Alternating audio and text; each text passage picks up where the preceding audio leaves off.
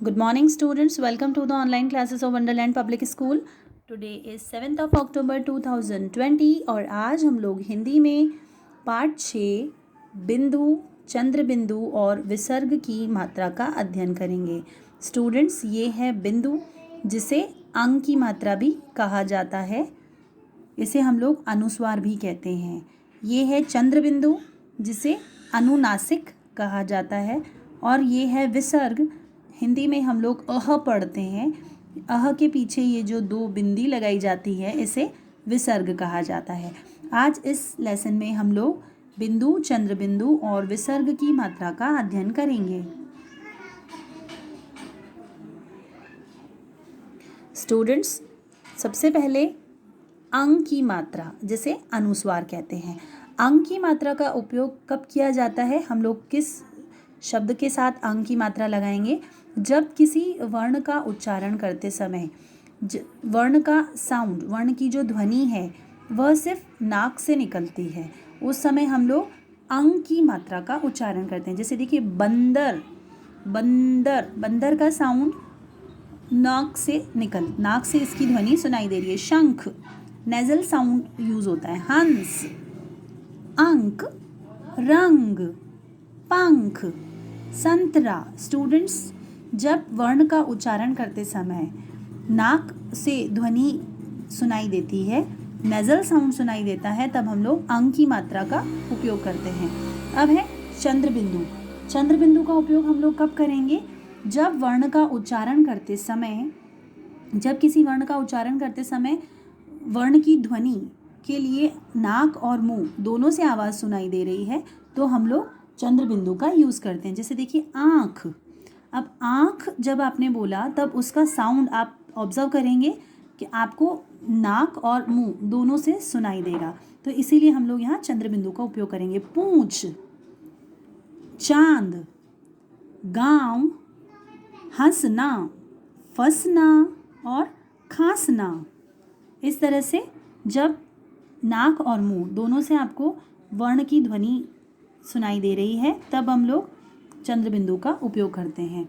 अब अह, विसर्ग की मात्रा का उपयोग हम लोग कब करते हैं? देखिए, इसका पता आप लगा सकते हैं कि जब शब्द के अंत में अह का साउंड आपको सुनाई देगा. प्रातः, नमः, पुनः, शनेह. स्टूडेंट्स, इस तरह से आपको इन सारी मात्राओं को समझकर सही स्थान पर मात्राएं लगानी है और इन शब्दों को उच्चारण करना है. स्टूडेंट्स, अब हम चंद्र बिंदु, अनुस्वार, अनुनासिक और विसर्ग की मात्रा से संबंधित इस कहानी का अध्ययन करेंगे. बंदर और चांद. एक बंदर था, वह बड़ा ही चंचल था. एक बंदर था. स्टूडेंट्स, यहाँ देखिए, ये पिक्चर में दिखाया गया है कि एक बंदर था, वह बड़ा ही चंचल था. चंचल मतलब बहुत शरारती था, सारा दिन शरारत करता रहता था.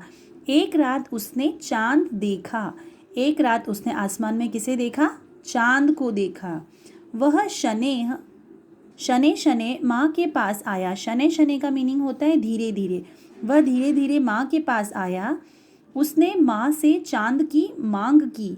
उसने अपनी माँ से क्या कहा कि मुझे चांद ला कर दो, मुझे भी चांद चाहिए. माँ ने आंगन में रंग भरी बाल्टी रखी. उसकी मम्मा ने क्या किया कि घर के आंगन में एक बाल्टी रखी. उस बाल्टी में रंग से भरा हुआ पानी भर दिया. बाल्टी में चांद की छाया दिखने लगी. उसकी मम्मा ने जैसे ही पानी की बाल्टी आंगन में रखी तो बाल्टी में क्या हुआ? चांद की जो परछाई थी, चांद की जो छाया थी, वो पानी में दिखने लगी.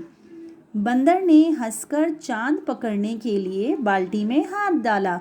अब बंदर को क्या लगा कि जो चांद है, चांद की जो छाया दिख रही है बाल्टी में, बंदर को लगा कि ये चांद बाल्टी के अंदर आ गया है. और उस बंदर ने क्या किया? बाल्टी में उस चांद को पकड़ने के लिए हाथ डाला. चांद हाथ नहीं आया, चांद कहीं गायब हो गया. जैसे ही बंदर ने बाल्टी में हाथ डाला चांद को पकड़ने के लिए, तो चांद उसके हाथ नहीं आया, क्योंकि वो चांद नहीं था. क्या था? चांद की छाया थी. चांद कहीं गायब हो गया.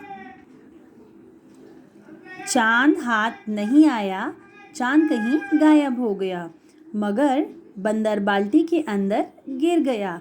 अब चांद तो उस बंदर के हाथ नहीं आया, मगर क्या हुआ, वो बंदर बाल्टी के अंदर गिर गया। बंदर का अंग अंग रंग गया।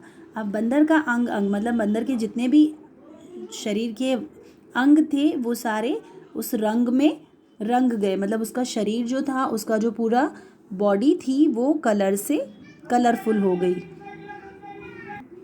अतः सब उसे चिढ़ाने लगे, मतलब जंगल के जितने भी जानवर थे वो सब उसे चिढ़ाने लगे। रंगा बंदर के कलर से रंगा हुआ बंदर देखो। उसने कान पकड़कर सबसे माफ़ी मांगी। अब बंदर ने क्या किया, कान पकड़कर सबसे उसने माफ़ी मांगी। बोला अब मैं कभी शरारत नहीं करूँगा। बंदर ने क्या कहा कि अब मैं कभी भी शरारत नहीं करूँगा, सबके संग मिलजुल कर खेलूँगा। अब मैं सबके साथ मिलजुल कर खेलूँगा। अंततः उसने शरारत छोड़ दी और लास्ट में उसने शरारत करना छोड़ दिया। स्टूडेंट्स, इस कहानी से आपने क्या सीखा कि हमें कभी भी शैतानी नहीं करनी चाहिए। ओके, और स्टूडेंट्स आपको इस कहानी का पाठन करना है, रीडिंग प्रैक्टिस करनी है और डिक्टेशन प्रैक्टिस करते रहिए। ओके, आई होप कि आपको ये कहानी अच्छी लगी होगी। Bye, see you tomorrow.